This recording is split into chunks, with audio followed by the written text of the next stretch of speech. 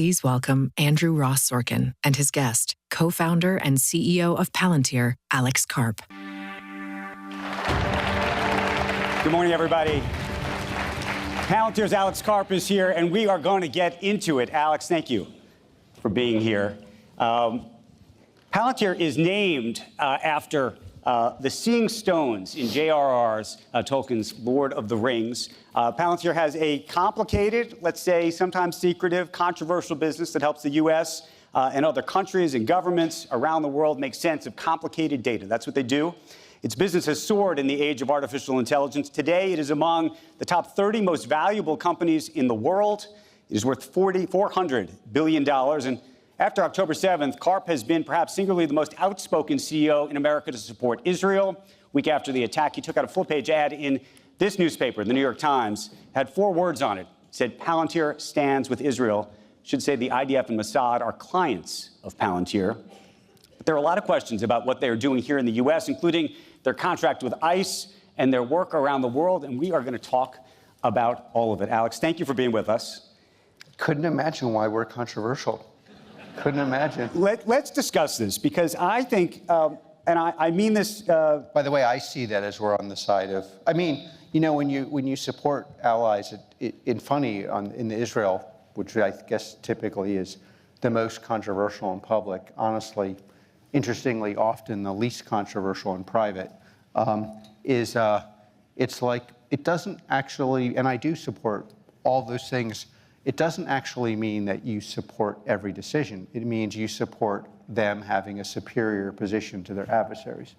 I mean, that really starts with America, which is, you know, I think one of the real problems that, you know, the non-controversial companies have is they can't admit what they think in private, which is they believe what they're doing is better and superior to what other people are doing. I want to get into all of that, but I'll tell you where I want to start.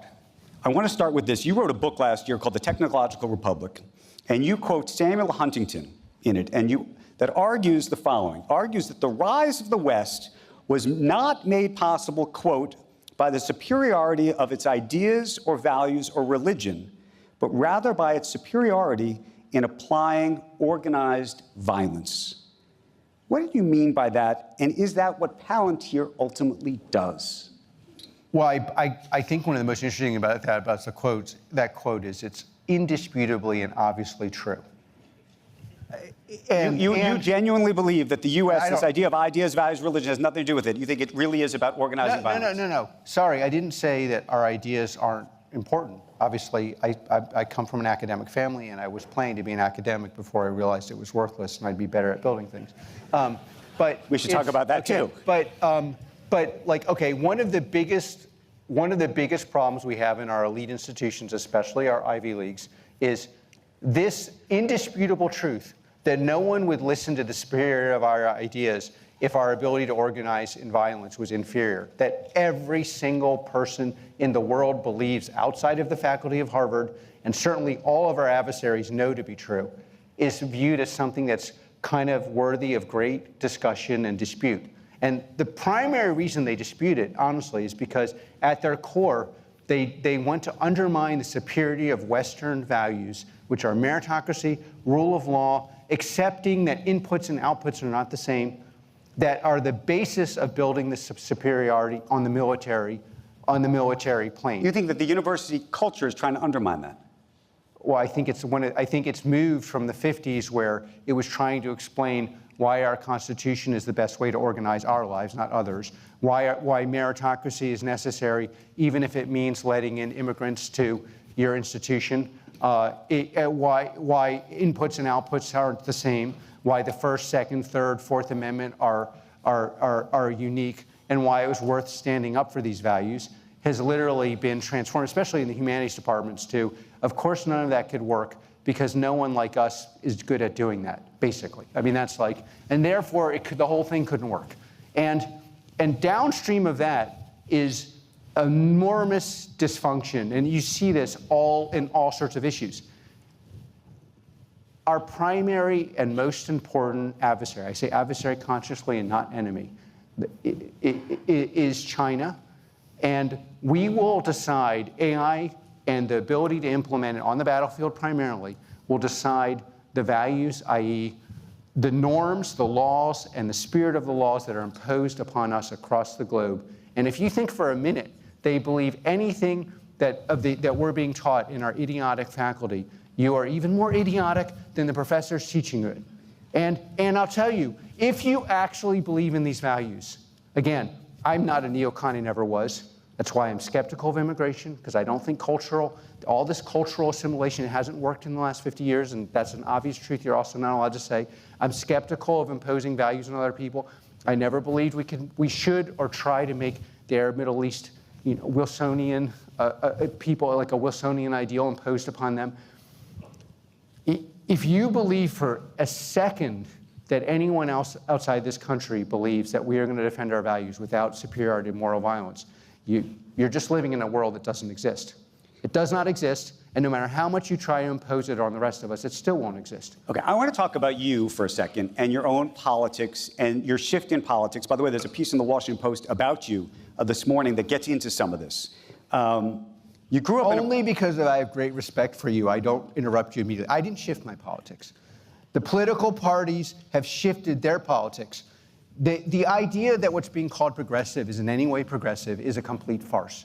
I've been progressive since the beginning of Palantir. I'm continue to be progressive. I grew up in a highly intellectual, mostly Jewish, incredibly left-wing environment. And every Saturday and every Friday, I heard a lecture about how the conservatives are going to destroy this country with illegal immigration because it's going to undermine the fabric of the American worker. That was 50 years ago. That's what it means to be a progressive. And being a progressive doesn't mean just, it feels so good to be involved in dysfunction, things that can never work, a form of socialism that's never worked, having no meritocracy. That's not progressive. That's honestly cowardly. And most people half my old party knows it. They don't speak up. It's bullshit. It will never work. And it does not help. The biggest problem with that is it's not helping the poor people that they claim to serve. If you think that's helping a black person in the inner city, you're ridiculous. The last thing anyone in this country needs is a dysfunctional educational system and handouts that have never worked and are not going to work. Okay, let me ask you, though, because I know you say you didn't shift your view, but I do want to read you something that appears as if you shifted your view. This is back in 2017 about Trump. You said, quote, "I respect nothing about the dude. It would be hard to make up someone I find less appealing." There's a lot of things that are quoted about me that were not quoted in public. Like in this book, my biography, there's tons and tons of quotes. I'll give you a different version of this. A lot of these you're not really doing this, and we've been at this for almost a decade. And he was kind enough to interview me when I was a complete clown and joked to everyone else besides me and our motley crew of Palantir. And I greatly appreciate that. Thank you. One of the biggest lessons, and just a slight detour to the wonderful and very important country of Germany that is seeming to be crashing its German functionality and competence into a plane, into the ground of political correctness that it somehow can't escape for historical reasons. The minute you judge somebody by anything but the issues you agree with. So in Germany, the Green Party and the Socialists have convinced the majority party they can never vote with the far right on immigration. I care about two issues. I care about immigration and reestablishing the deterrent capacity of America without being a colonialist neocon view. And on those two issues, this president has performed.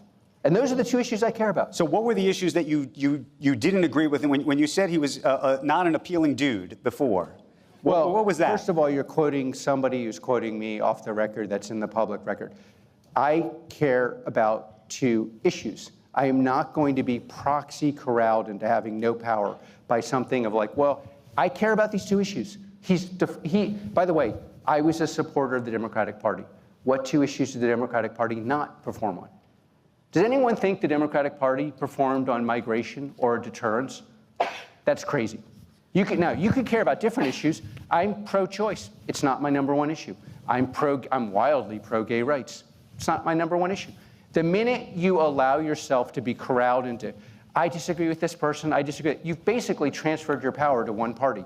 Palantir and I am not transferring my power and our influence, which honestly, the mainstream media at the Washington Post and at the New York Times doesn't always like me. That's great, because you know who does like me? About 10 million people, primarily dudes in this country. And you know what? I'm going to use my whole influence to make sure this country stays skeptical on migration and has a deterrent capacity that it only uses selectively. Okay, let me ask you this, and this goes to maybe, I don't know if it has to do with just being a blunt instrument, compassion, what have you. I think you could argue, in terms of immigration policy, that you don't want to have illegal immigrants in the country, or you want to prevent illegal immigrants from coming into the country, et cetera. We are now seeing ICE working its way around the country, and oftentimes folks ripping people off the streets with masks on. You and Palantir are working hand in hand with ICE. That's public. What do you make of that? What do you make of it's not necessarily the policy, but the approach to the policy? Let me give you my critique of what I would call, I think this questioning is proxy culpable of. Our country has selective empathy for everybody but working class, particularly white males. So when you look at coverage in mainstream newspapers about the constitutionality of blowing up boats that are bringing fentanyl here, I guarantee you, if that fentanyl was killing people at schools we went to, potentially your kids are going to, it would be constitutional to blow up those boats. There is selective instrumental use of empathy that somehow is only applied at the point where it would help back to the us. idea of, what about sorry, you asked the question, you're going to get the full answer you don't want. The full answer you don't want. You brought me on stage. You know what you're getting. Okay. And by the way, I'm on stage, and I know a lot of the people on stage sponsoring this are skeptical of me. You know why? I'm on stage here because at Palantir, and I would encourage you to think of this, I divide the world into Palantir, essentially, in Palantir derangement syndrome, Palantir skeptics, and Palantir haters. My biggest fans started off as Palantir skeptics and Palantir haters. I believe that someday almost everyone in this audience is going to agree with me. You may not like me now, but you're going to agree later. And I'll also tell you something. Look to the left, look to the right. The person you think is offended by this actually agrees with me. That is 100% true. Okay, well, okay, sorry. And yeah, it's 100% true. And keep that in mind. I will tell you a secret that I hope the New York Times and the Washington Post doesn't listen to.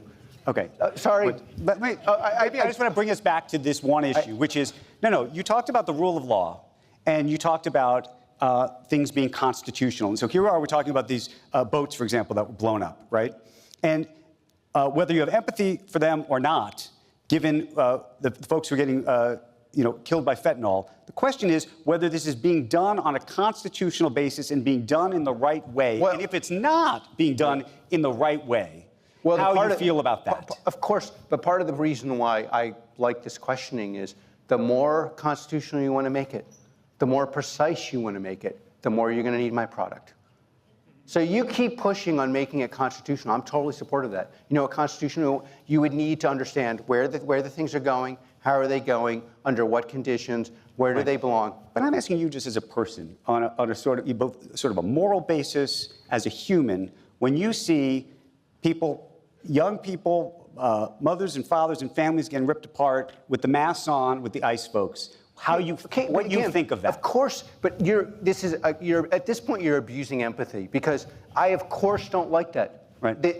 No one likes that. No American. This is the fairest, least bigoted, most open-minded culture in the world. But if you don't like it, shouldn't you say, hey, government? You're going to let me finish? Please. Okay. So in this country, you have 1% of the country in prison, 1% who were in prison and therefore have no rights. Do you know what happens to you when you go to prison? They take you away from your kids. You know who that happens to? Disproportionately working class, disproportionately black and Hispanic men and white men in the underclass. Where are the thousands of articles about them? Nobody cares, and they don't care because it does not either serve the ability, the desire to force me to vote for one party, which basically takes away all my power. That's effectually what it does. If I agree to say this is the worst thing in the world, I essentially have given up my vote. My vote is not for you. My vote is for these two issues. The second reason they don't care is because somehow no one has empathy with any of those people because none of us really deal with those people. At Palantir, we are on the side of working class Americans. We support people who go to the military. We save their lives. We bring them home safer. Our AI actually makes workers more wealthy, more valuable. And the 10 to 15 million people that love me despite what's written, half of them made a lot of money on us. And you know what they're like? They're like people like me who think, you know what? We have to do better. Of course we have to do better. What do you say to this then? Take me out of it, take the media out of it. There's a group of 13 former Palantir employees who wrote an open letter to you, and they stated, quote, that Palantir's leadership has abandoned its founding ideals. We have 5,000 ex-Palantirians and 4,000 current Palantirians. And by the way, we encourage a culture of disagreement, which you know exists. Anyone can come visit us. You'll find half the people disagreeing with me, at least on any issue. But I just want to say, we have 5,000 ex-Palantirians, you have 13, half of whom were like in the humanities department of Palantir, which is a little bit like being in the printing press part of New York Times, a very important part, but no one's really listening to your opinion. So it's like, yeah, you know, if you have an organization, I'll tell you what, a lot of Palantirians are mostly uncomfortable. Most Palantirians are like you. I don't know who you are because you're an objective journalist. But they broadly are okay with, they like the work we do in Ukraine. By the way, could Europeans finally stick up for us since we're basically between us and Russia? But they're very proud of that in general, although that's also very controversial in non-elite circles. That's important to remember. They're pretty okay with Israel stuff, especially since a lot of the BS written about us on the right, primarily, not primarily on the left, that somehow we're doing facial recognition stuff and we're building a database. Any technical person knows that's BS. By the way, if you've heard that and you believe that, listen to the person who told you that, do 10 minutes of research, and you'll see who has credibility for you. Speak to that directly, though, because people talk about surveillance. They immediately say surveillance, Palantir, that you are helping the U.S. government in a massive surveillance program, given the amount of data that's coming in from all sorts of different agencies now. First thing, before I will absolutely get to that, the biggest misconception about Palantir is none of this. Palantir is an absolute dominant juggernaut in U.S. commercial and AI. Our revenue grew 121%. The most important metric in enterprise software, we have the highest number ever recorded. It's well over 2x any number that would be highly respectable. So we're like the Michael Jordan on the numbers in U.S. commercial. And that really pisses a lot of people off. That's true. Most of our money, 75% of our revenue comes from America. That's growing 77%. And most of our market cap comes from that. So, like, we are just crushing it in the most meritocratic environment in the world, U.S. commercial. Okay, so the surveillance stuff, of course, there's the Pollyannish version of it, which is like our product can never be abused. What is true is that we are highly ethical, but don't believe us on that. We are obviously not building a database. We're not, the most absurd one is we've built a database in Israel we're bringing here. Okay, that is complete nuts. First of all, we were in this country from the very beginning, and second of all, you don't need us to build a database. That's like, oh, I have a ruler a ruler and a pencil so I can do math. Oh, I got a calculator. So it's just, that's like you're selling your people like corn syrup, cornflakes or something. Okay, so you get to the big issue. Are we building a database that can be used for surveillance? No. Okay, but the more subtle version is if you're legally surveilled, we don't even really work heavily with the FBI or DOJ. Could you put it in our product? Yes. Are our enemies surveilled using data that goes into our product? 100%, and I completely support that. The most interesting thing about the lie that we are doing this is not that our product couldn't be abused. Any workable technology that's ever been built has been abused. Electricity has been abused. Gasoline engines have been abused. Okay, but our product is the single hardest product in the world to abuse because every single step that you take is absolutely transparent. So if you want to use our product to abuse human rights, you've created a record of you doing it. I can tell you, and this is the part where you can get into the low trust environment and you don't have to believe me. The environments that abuse data in this world, mostly SIGINT, meaning from satellites, have never liked our product. And we were the first place to act, we were the first, and to my extent, to my knowledge, only company that said we're not going to work in Russia, we're not going to work in China. And by the way, on the issue everyone would think, because they somehow think I'm like only care about, we were the first company to say we would not build a Muslim database, and we ended contracts in this country with institutions that were essentially there to surveil Muslim Americans. And the primary reason for these attacks is on the far left, people are like, they do not like us because we stand for meritocracy. We hire and promote independent of all variables. We stand for the rule of law. We stand for competence. And we call out the complete bullshit that there's. Okay, on the far right, they don't like us because they think I'm somehow a Jewish conspiracy because 2 of the 4 or 5 co-founders are Jewish. I'm like, okay, great. A lot of Jews are successful. It's not all conspiracy. It is a fact. Those are just the facts. You mentioned, and I'm a little bit pissed at the New York Times, honestly, but and the main reason is I believe in your, if you're listening, I believe in your mission. When you write a technically completely illiterate article, you lose a lot of credibility with people who are technical. And that's just a fact. That article about us being a surveillance thing is like where it's all implied what we do. Yeah, but the problem is you lose credibility with anyone who goes on the thing, and that's damaging for our democracy. Let me ask you this question, though. Is there a red line for you? Meaning, if you saw your software being used in a way that you genuinely believed was unconstitutional or illegal, are there conversations you ever have, back channel or otherwise, where you say, guys, this is not cool. We're not doing this. There's a term that was unfortunately coined called constructive engagement. First of all, again, we did not sell our product to cigarette manufacturers that wanted to sell their cigarettes to poor black neighborhoods.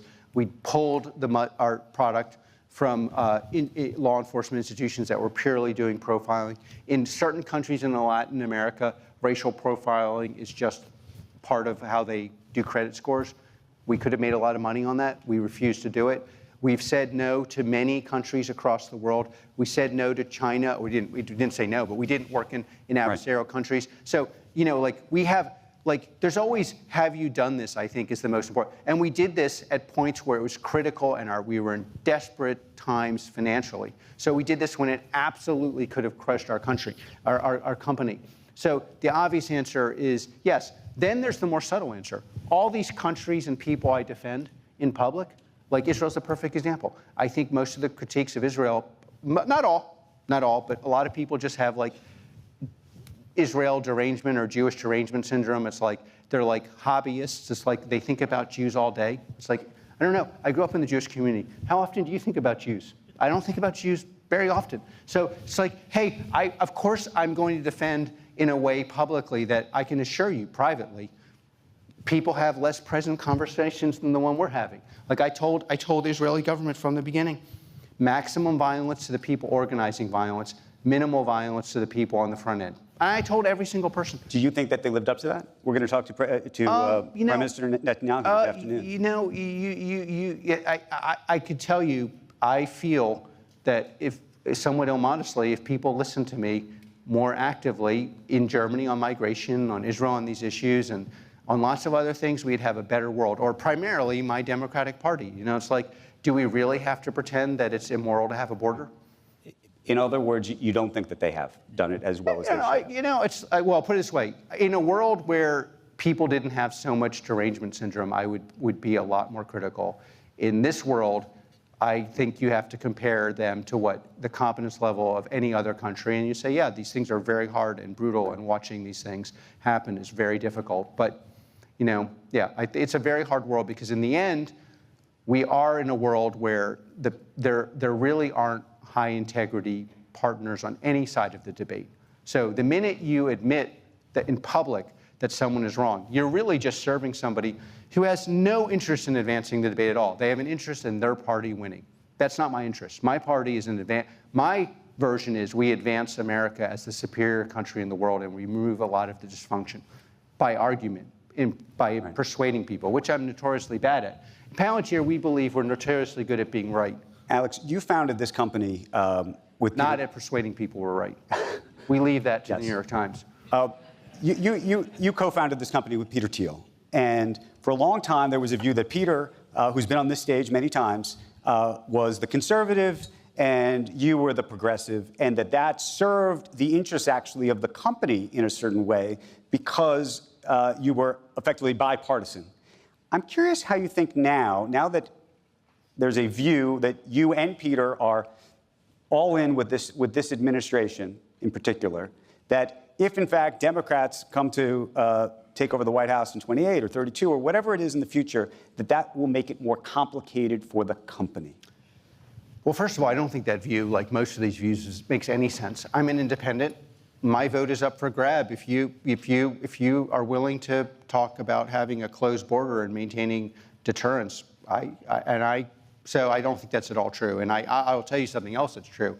If the Democrats, my former party or current party or however you want to look at it, ran someone who agreed with me, even in private, they would win. So, maybe you should stop winning in the faculty lounge and start winning.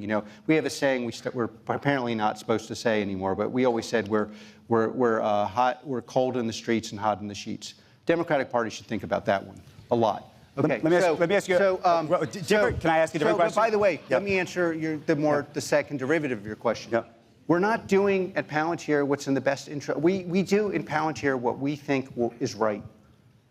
And the funny thing is, because of our ability to build, I guess the 30th, I think it's like top 20 U.S. companies, something like that, and we're accelerating in year 20, which no one has ever done. A lot of stuff no one else has done, and we are the backbone of U.S. deterrent. People assume that we're more. In fact, we have this problem at Palantir. We have people who join, they think they're joining a normal company. We're not a normal company. We are fighting for what we believe, and we're putting in a product to give the people that agree with us a superior position. Okay, so I want to ask you this, and it's a Trump question. You wrote your college thesis on fascism. There's a view, and I'm curious where you land. Do you think that President Trump is a fascist? Of course not. I think that's stupid, honestly. And you know what? Again, you can go all day on these stuff. It's honestly idiotic. I grew up half my life in Germany. I spent time with actual fascists. I went and talked to lots of former Nazis. We have a democratic society, and he won in a landslide. I don't see any sign of him being. Look, of course, I don't agree. I don't know what the point of these. Well, the reason I was asking it was because you did study this. This was your thesis. And there's a lot of people who have different views about this. I was actually let me ask you a different question, but maybe it's related. The U.S. government has been taking stakes in lots of different technology companies recently. Okay, sorry. If you want to, with all respect, I am running the most important tech company in the world. If you want to talk about banalities, about who I support, how I support, why I support it, you can ask them all day. I keep answering the same question, which is, I believe your question's basically the third derivative of them is I transfer all my political power to you by being boxed in. The same way the Green Party boxes in. No. Let me just ask you this. So originally, the CIA, do you remember this, was an early investor in QTEL, the venture capital arm, was an early investor in Palantir. This is why I'm asking the question, actually, because I think there's a lot of people who are looking right now at sort of the industrial policy of the country. The country is taking stakes in businesses that they think are important, national security issues and the like. But isn't that a classically social democratic view? Well, maybe it is. But my question to you, it was just going to be, if the White House came to you and said, look, hey, Alex, we really like you. We think you're important to this country. You're a very important part of this. And if we're going to continue to give you these contracts, we want a piece of the action. What you would think of that? I mean, we'll cross that road when we get there. My understanding is people who are in dire trouble go to the White House and ask for money, and they say, we've made terrific business decisions, and we want your help. Why wouldn't the American people participate? One of the biggest problems, if you get to, okay, let's just take, what is the biggest problem in this culture? I'll tell you the biggest problem. No one believes the institutions are credible. And why don't they believe and I struggle to believe they're credible too, because these business leaders make completely stupid decisions. And they get bailed out. A year later, they're getting huge bonuses. And what do the American people get? Nothing. And that's a huge problem. If you make, so I think the real version is, I made a lot of decisions when we began talking, annoying each other 10 years ago. Hopefully I'm annoying you as much as 10 years ago, or more. when I made you know this, Yeah. every decision Palantir made, FDEs, going public, building products, enterprise, large data sets, going to government, acknowledging American superiority, being pro-meritocracy, launching an AI platform, calling into question that AI models would actually be able to perform without orchestration. Every single one, our ontology, every single one of those was viewed as stupid. You know what I actually have grown to appreciate about capitalism? All the people who made the right decisions went broke, are going out of business, or now have to copy us. Microsoft launched ontology. Everyone wants to do FDEs. Everyone basically copies me and Palantir. That's what I love about this country. If you want to make your stupid decisions and then you go to the White House and ask for money, you should absorb the full risk of that. And I'll tell you the full risk of that. Somehow your salary should be capped to the point where you make a lot of money for the American people. If I was absorbing the full risk of our stupidity, you were absorbing the full risk of my stupidity by putting me on there and knowing all the crazy shit I was going to say, and you were going to have to sit there and listen to it. And you did it. And again, and we're both absorbing the full risk of each other's splendor. At the moment where I am wrong, I have to pay the price for it. Just like, you're at the top of your game. Whether we want it or not, you're at the top of your game. Everybody wants to talk to you. Okay, sometimes that's annoying. Okay, it's like I was talking to you when, there were other people above you. Now I'm talking to you when no one's above you. Okay, now, it's true. And people think I'm moderately successful now. Okay, so we at Palantir absorb the full risk of our failure. And everyone else should too. And the critique I get in Wall Street is I'm an arrogant prick. Okay, great. Well, judge me by the accomplishment, the delta between what I've done and my arrogance. That's the definition of arrogance. If you're right a lot, maybe exerting that you're going to be right tomorrow is pretty important. And when we're not right, I pay the price every day. That's why we have this incredibly painful internal structure of flatness, so I can hear how wrong I am all day.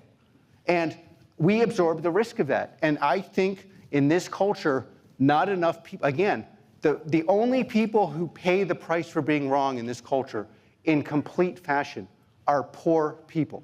The rest of us somehow outsource all the times we're wrong and stupid to the whole society. But if you're poor and you're a soldier or you're poor in the ghetto, when you're wrong, you go to prison or you die. I got a different question. And no one cares. I got a different question for you. And again, look left and right. The one thing I would say to people in the audience, a lot of you think I'm right. And your spouse, your relative, your child, the person at work would be horrified if they knew it. You better speak up, because everyone who thinks I'm a ridiculous fascist, they're speaking up. They write about it every day. If you do not speak up, the people who are disagreeing with me or think I'm stupid, a lot, I disagree with myself. So you have to speak up. And you cannot blame the far left, far right idiots when they speak up for their views. Do you speak up for your views? Where? Do you tell your colleague? I bet you at the New York Times, a lot of people read that article about us and were ashamed. Did you go to your editor and say, how could you write something that's technically illiterate? The guy might be a fascist, but this is technically illiterate. Okay, let me ask you a different question. Did you or didn't you? Because I'm the only one speaking up. You're going to get a world of technical illiteracy on the right, on the left, and in the middle. Alex, help me with this. A lot of people come on this stage or publicly, and I think this goes to the issue you're talking about to this audience, saying speak up.